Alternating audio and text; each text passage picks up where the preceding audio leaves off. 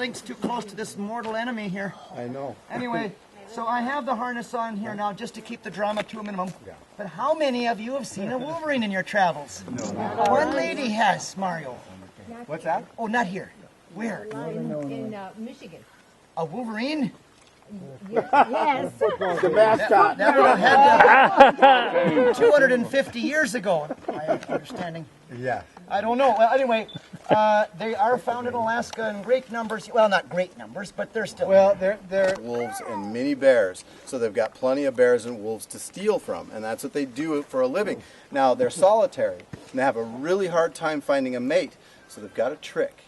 When a male and a female get together, they'll breed, and then the female can hold the eggs for as long as 4 years before she decides she's going to let them implant and become babies. There's only 60 days of active gestation, and if the first spring comes along and she says, hey, conditions are not correct, she won't allow the babies to implant and become young, or she can abort them altogether. That's what normally happens in captive situations. Wolverines do not breed in captivity, very, very rarely, although we've been really lucky. But we live right in their ecology here. So now I'm going to reveal some trade secrets here. You ever wonder how many... This is an antique Wolverine trap. I'm going to speak slowly and quietly because I don't want to overstep.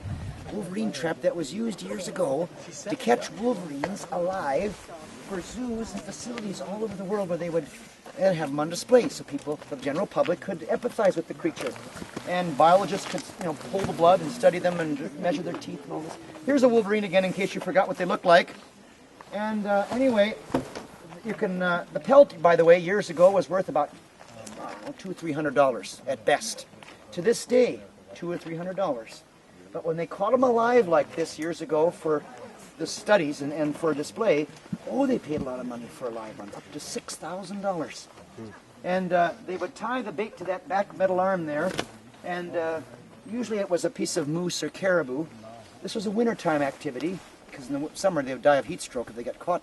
And they'd crawl in there and grab a hold of that bait and pull on. Can you pull on this little wire here? Can you do that? Just... No, wait a minute! I couldn't help it. I could not. Here, go ahead. I won't do that again. I'm sorry. And the Wolverine's arse is in the back there. Exactly. Down comes the door and a lock pulls. Wolverine is caught. Just before this became illegal, though, a native man in the Yukon caught one in a leg hold trap. It was caught by its left hind leg. It saw him coming, and the Wolverine, they can seek revenge just like a bear. He was waiting for him. He didn't know. Came around the corner, it jumped out and run, showing its teeth, scared him. He picked up his rifle, aimed right between the eyes, and was going to, And then he thought, wait a minute, a couple $100 for a pelt, thousands for a live one. He set down his gun, took off his knapsack, poured out the traps and wires and baits he had in there, and then very calmly he got the sack down by the Wolverine, and then he pushed on the trap spring a little bit with his rubber boot. The Wolverine felt the release and yanked itself out of the trap, went right into the first dark hole, which was his sack. He tied it up tight, snowshoed to his cabin, opened the door, dropped it on the floor, shut the door, and then he went off to find something more hefty to hold it in. He didn't get very far. Commotion, he could hear it.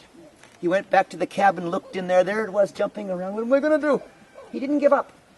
He went back in the cabin, ran to the corner, and opened up the wood stove door. No fire. Dark hole. Wolverine saw that and crept in eventually. He dashed behind and shut the door and locked it. He had him again. No more chances.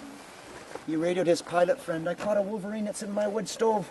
Can you help me get it to the White Horse Airport? We'll ship it to the Calgary Zoo. Split the profits. What do you think? Sure, I'll help.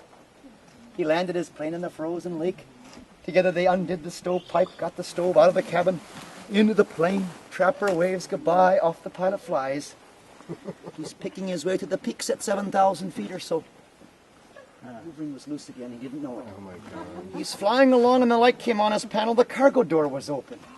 The Wolverine had jumped out at 7,000 feet or so. And I thought, that's a bunch of bullshit. But it was a true story. We found the trapper and the pilot in the late 80s down by Edmonton, Alberta. Told me the whole story one winter afternoon.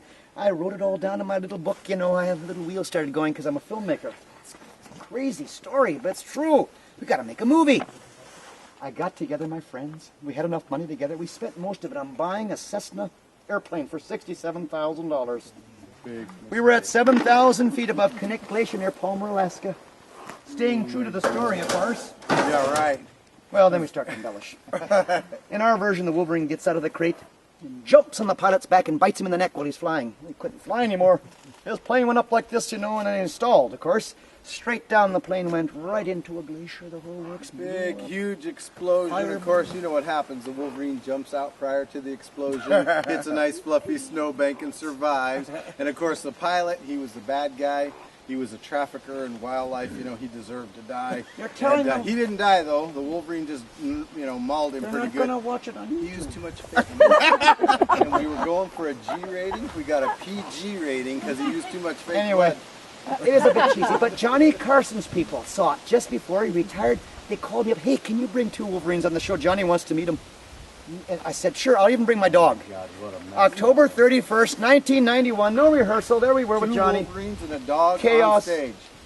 But after that aired, one documentary after the other was made about Wolverines right up until May 28th of this year. Yeah. Make-A-Wish Foundation, a little boy, last dying wish was to meet a Wolverine.